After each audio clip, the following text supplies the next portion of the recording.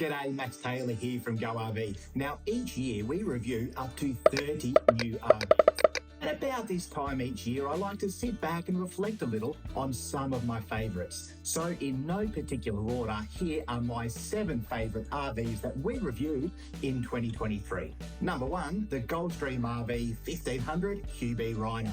Now, this particular van was only a little guy at 15 feet, but when it comes to off-road caravans, to me, that is an absolute plus. Now, the layout didn't break any new ground, but it did a good job with the space that it had. There was a queen-size bed in the nose of the caravan, there's a near-side dinette, there's a kitchen across the rear, and there's even a corner combination bathroom. Now, all Goldstream vans are framed up in Miranda timber and finished with smooth composite aluminium cladding, and this caravan is no different. It actually had Cruisemaster coil suspension, which was rated to 2.8 tonne, while the van itself rides on 16-inch alloy wheels with 12-inch electric drum brakes providing the stopping power. As part of the Rhino pack, on the offside, this caravan was fitted with a slide-out Dometic kitchen. So it's those attention to detail things that really help to set this caravan apart, because it does have a level of attention to detail that you will not find on comparable caravans. Now, I always think that caravans are better when they have been properly tested by the people who build them. And that's the case with Goldstream. They do take their caravans out, to the top end, the Tanami track. They put their caravans through their paces and they apply what they've learned from their experiences to their caravans. And in this case, I think it shows. So as far as compact single-axle caravans for 2 people go, this, to me, is one of the better ones on the market, and I highly recommend you take a look. Number 2, the Lotus Caravan 17-foot Freelander. With its unique layout and serious build quality, this is a rig to be reckoned with. Rather than using a full timber or aluminium frame for its vans, Lotus Caravans employs what it calls a hybrid frame. This utilises aluminium for the front, the rear and the roof, while Marante timber is used for the walls. The vans are then clad with marine-grade composite aluminium from Germany. The floor, meanwhile, is a one-piece marine-grade structural ply finished with laminate. Being a tandem axle Freelander, this 17-footer was fitted with Lotus Caravan's special truss chassis. At tear, it wasn't overly heavy, especially when you consider all that this caravan offered, in particular the optional extras that were fitted to this rig. It tipped the scales at 2,640 kilos, and it had an ATM of 3,495 kilos. But the first thing that I noticed about the layout was in fact the bed. Now, this setup won't be for everyone, but personally I liked how the bed was tucked away in that front offside corner. Simply by offsetting the bed, Lotus Caravans created a usable space on the near side for a bench seat that you wouldn't otherwise have. The electrical specs on our Freelander were also upgraded. It was basically an upgrade to the 12-volt specs of the Lotus Caravans Trooper, and it included 400 amp hours worth of lithium batteries, a battery management system, and a 2,600 watt inverter. While 800 watts worth of solar on the roof, that comes as standard. At the end of the day, I just thought this 17-foot Freelander had a certain X factor, and look, the fit and finish was excellent, and being from Lotus Caravans, that's exactly what we would expect.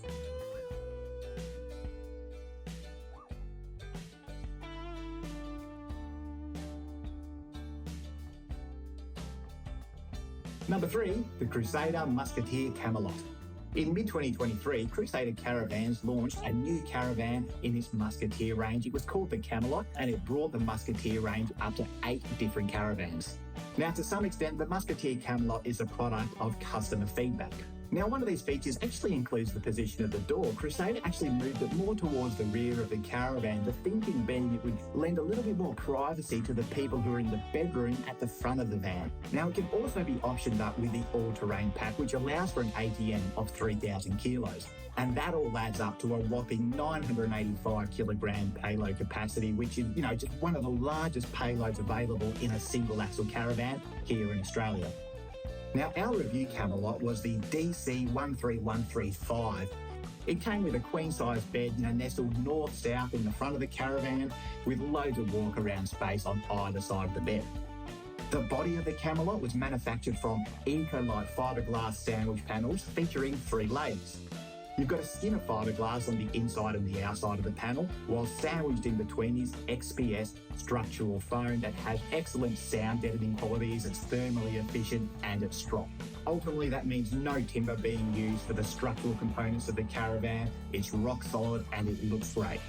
And of course, a castle on wheels such as this needs a sturdy undercarriage. In this case, it starts with a 6-inch Supergal chassis with a 6-inch A-frame.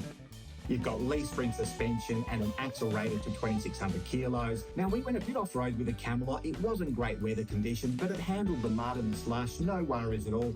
We found the Caravan towed nicely, and really just anybody who wants a comfortable, classy castle on wheels, they do well to check out the Crusader Musketeer Camelot. Number 4, the 23 Pearl Silver Plus by Wonderoo Caravans. Now, this was a particularly substantial rig with long-term travel written all over it.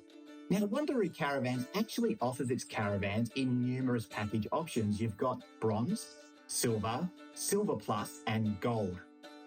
Each package provides a certain level of inclusions, and this includes how the Caravan is built.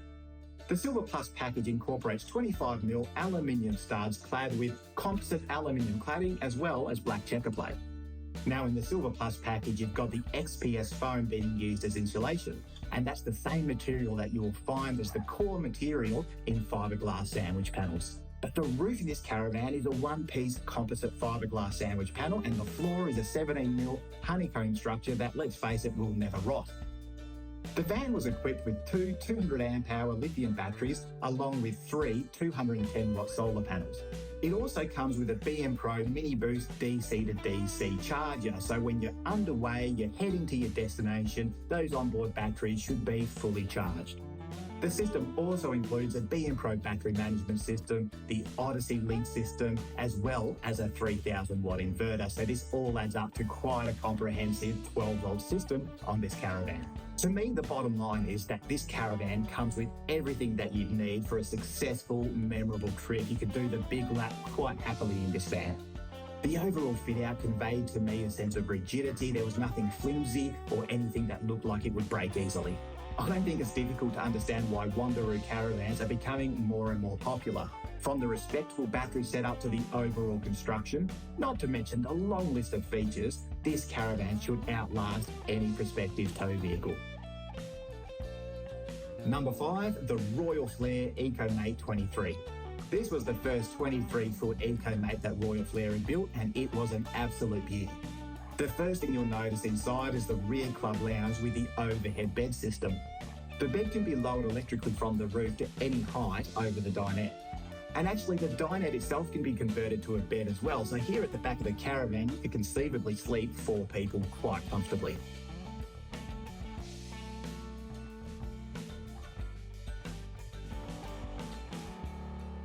Royal Flair had also kitted out this Caravan with 600 watts worth of lithium batteries and a 2600 watt inverter.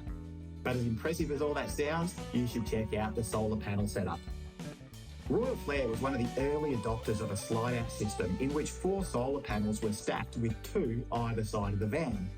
The upper panels sit on rails. The effect here is to provide 840 watts worth of solar. You've got 4 panels all up, 2 either side. The van rode on Elco airbag suspension, while the 6-inch Supergal chassis was coated in X-Guard. That's a special rubberized compound that provides additional protection. I just thought this was a highly functional off-grid Caravan. However, it all comes at a cost in terms of weight. In fact, the tear was 3,474 kilos, while the unladen ball weight was 326 kilograms. The ATM of 4,074 gave the EcoMate 23 a payload capacity of 600 kilos, but fortunately, this van's new owners had a Chev Silverado for towing duty, so they were well and truly covered. But if you want a comprehensive, well-executed family van, the EcoMate 23 by Royal Flair, well worth a look.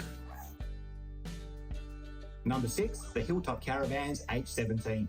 This compact single-axle off-roader by Hilltop punches well and truly above its weight. Obviously, the H17 is going to have a smaller on-road footprint than some of its bigger siblings. The layout inside just felt in no way cramped. The kitchen had a Thetford induction cooktop, which was backed up by 400 amp hours worth of lithium batteries. You've got three 200-watt solar panels on the roof, a 2,000-watt inverter, as well as a separate Thetford oven. Now, it's fair to say that this was more of a premium spec caravan, and as such, it had a lot of desirable equipment on board, from a slide-out barbecue to a diesel heater. But it was the undercarriage of the caravan that particularly intrigued me. It has a 12mm marine-grade ply floor, which is actually protected by a sheet of vacuum-pressed aluminium. That's going to add a little bit of weight to the caravan, of course, but I think that protection factor is well worth it. And on the same subject, all those vulnerable components under the caravan are properly protected. They really do build a nice caravan over at Hilltop, and I've been thinking more and more about the kind of van that I'd like to buy when I finally get to retire, and I'll be keeping my eye on that H17. Lastly, number 7, the Kokoda Caravans Counterstrike F226. This family van is a different breed of caravans, especially in comparison to the vans that you might be familiar with from Kokoda. This is nothing like that at all. This fiberglass sandwich panel van is clearly intended for off-road and off-grid touring for extended periods. The husband and wife owners of Kokoda Caravans actually took the prototype of this caravan away on an extended trip around Australia. Their intention was to incorporate their experience, their ideas, and those areas for improvement into the final design, and it shows. The design is such that despite having a body length of 22 foot 6 inches, when unhitched on a site in a van park, it takes up much the same room as a 21 footer, and that's thanks to a couple of design tricks. By fitting a custom rear bar and mounting the spare wheel to the van rather than the rear bar, Kokoda has saved at least 300 mils in length. One of the key features of the F226, well, it's a gasless caravan, and that's made possible by advances in lithium battery technology. This van used the 51-volt, 14.3 kilowatt-hour DCX lithium system by Ozex Corp, and that includes a 5,000-watt inverter. But this was actually an upgrade because, as standard, the caravan comes with a 7 kilowatt-hour DCX system. But honestly, even that 7 kilowatt-hour system is going to keep you in power off the grid for quite a long time. The innovation in this rig is absolutely everywhere you turn, and it's one of those caravans that you just need to go and see for yourself, but I will leave you with one of their very cool ideas. Kokoda put the washing machine in a locker outside, which saves space on the inside, but they also included a laundry chute in the bathroom. So you just drop your washing in there, and then when it's time to do the washing, step outside, open the laundry chute, which is positioned right next to the washing machine, and you are good to go. I think that's a fantastic idea. So those were my 7 favourite vans out of all the vans that I reviewed in 2023. But please let me know in the comments if you've seen anything unique, anything interesting that you would like us to feature in the near future. And thank you for watching.